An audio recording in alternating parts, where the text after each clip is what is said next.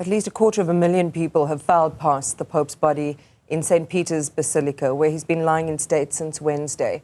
His coffin was sealed last night, and it marks the end of his 12-year papacy. The 88-year-old pontiff passed away on Easter Monday, and his funeral service is scheduled to begin at 10 a.m. South African time this morning. Let's continue to look at some of the rituals that follow today and the significance of every single step leading up to today with the Dean at the School of Religion, Philosophy and Classics at the University of KwaZulu-Natal, Professor Simangaliso Kumalo. Prof, good morning to you. Welcome to the program. Thank you very much for your time. And I think it's really worth remembering that this is a solemn occasion for many who saw in Pope Francis a leader, for many who were touched directly by his papacy. And we just did an interview with Bishop Jagodzinski a few moments ago where he broke down into tears. It's a reminder that even as we look at this somewhat dispassionately, because he was at an advanced age, had lived this incredible life.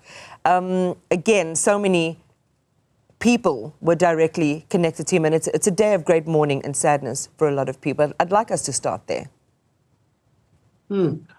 Thank you very much, Imani. Thank you for having me here, and greetings to your viewers across the world.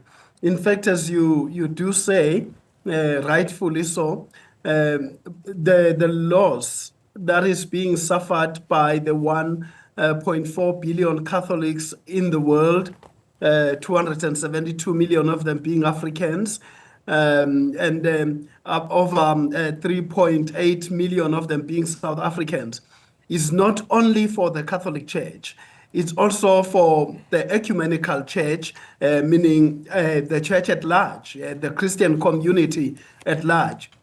Some of us are not even Catholics. I'm Methodist and all that. But because of my job as a public theologian, I've had to reflect on this and also feel almost the same way as Catholics feel, because we've all been following the life and work, extraordinary life of humility and servanthood in a world that doesn't really celebrate humility and servant leadership.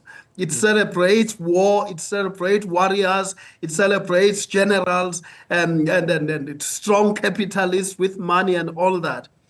But here was an extraordinary life that touched everyone in the world who cares to listen to his message and observe that life that cares for people. That's what the Pope has meant to all of us and to people around the world. So not only Catholics have suffered from this, I was also reading and listening to people from other faiths, Muslims, Jews, and all that, all of them talking the same language. What a loss and what an exemplary life. Yeah. That's what we are celebrating today. And Prof, the Roman Catholic Church is the largest Christian denomination in the world. And as you've just been remarking and reflecting there, this papacy marks the end of a papacy that deeply influenced global Catholic thought, social policy and interfaith dialogue. I just want to quickly touch on the fact that he was a Jesuit, the first Jesuit Pope of the Roman Catholic Church, and just share with our viewers what it means to be a Jesuit Pope and really espouse the values and the personality and character of Jesus. Thank you. Well, the Jesuits is an order that emphasizes the same principles of being with the poor, being committed to education. They are well-known educators. Most of the schools and institutions of higher learning that are owned by the Catholic Church around the globe were developed by Jesuits. And they were pioneers of the mission of the Catholic Church. Even here in South Africa, some significant stations, not only in South Africa, but in Africa at large, were established by Jesuit missionaries, people who left their homes of origin and countries of origin to come to our people, live amongst them, work with them, give them education, turn their lives around, make them to be global players in their own right, by having given them education and the language and all that to be better people and players in society. He Yeah. comes from that order, the order of servants, if one may put it that way.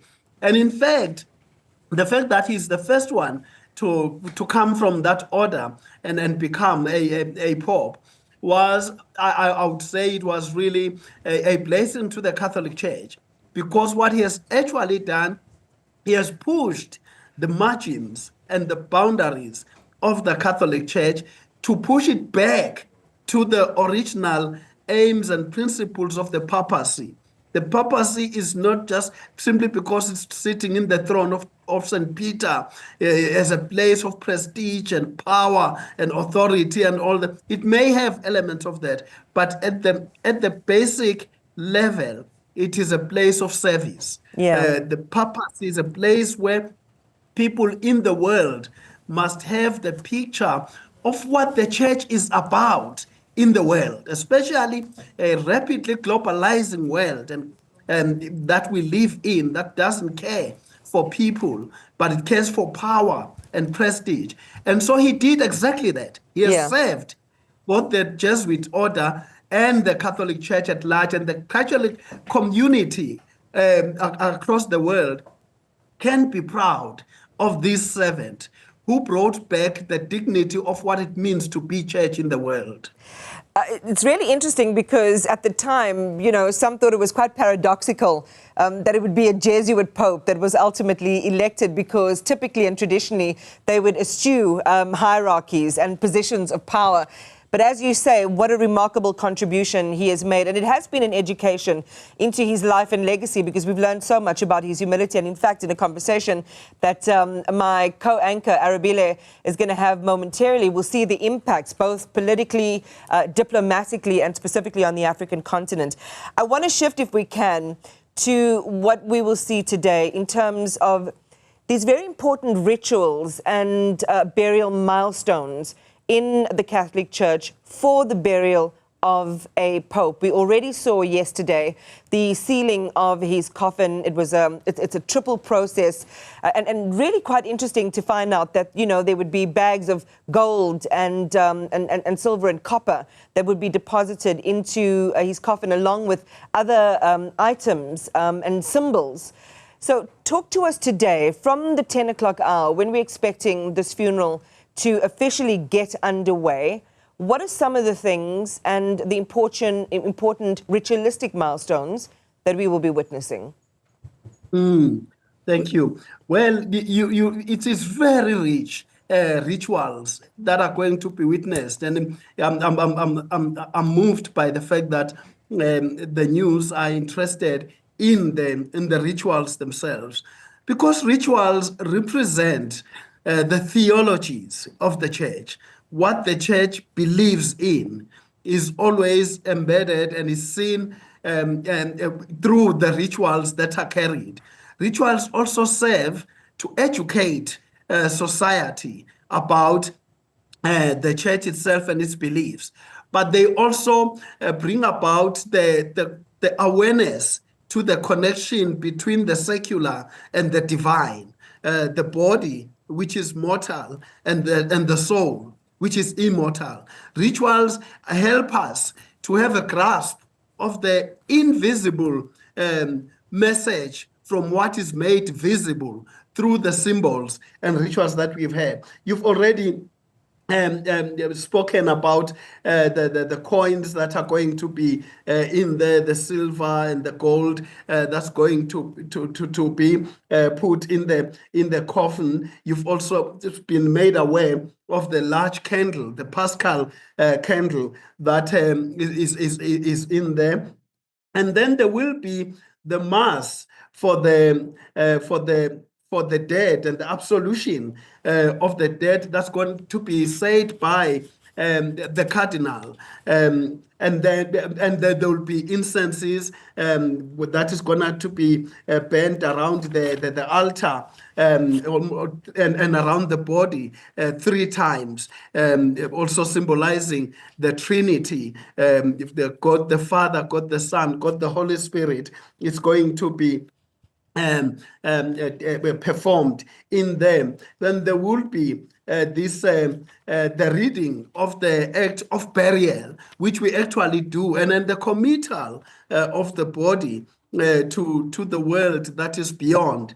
And also, once all this is done, there will be the eulogy that has been used to reflect on his life, will be put into the innermost part of the coffin, as you've already been made aware that the coffins, in fact, is three different layers of coffins, along with the silver, gold, and copper coin, all going to be put there.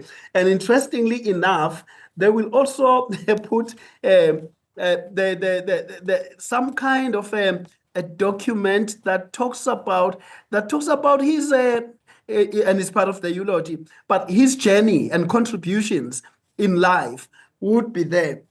So in many ways, when you look at these rituals, you realize, looking from an African perspective for us, and all that, one can draw similarities that tells us that the one who dies goes to another world. That's the belief of Christianity. The life is not the end of life. The death is not the end of life, but is the beginning of another life. So when one is being buried, one is transitioning from this life to another life that they're going to be living. And all these symbols that are done and all that is committing him to this transition, to this different life that is going. It's lots and lots of symbols that we will be seeing during the burial. One cannot complete them in an interview like this one. Yeah, but it's been hugely enlightening, Prof, and thank you so much in helping us understand what we are going to see and witness in the next couple of hours. We really do appreciate you. I actually just want to read a line from the communion rite, and my mother, may her soul rest in peace, would be really happy to hear me read some things from the church, because I'm not a Christian. But there's a beautiful line which has also been turned into a hymn. Like the deer that yearns for running streams, so my soul is yearning for you, my God. My soul is thirsting for God, the living God. When can I enter and appear before the face of God? My tears have become my bread, by night, by day, as I hear it said all the day long, where is your God? Professor Simangaliso Kumalo, thank you very much for your time this morning.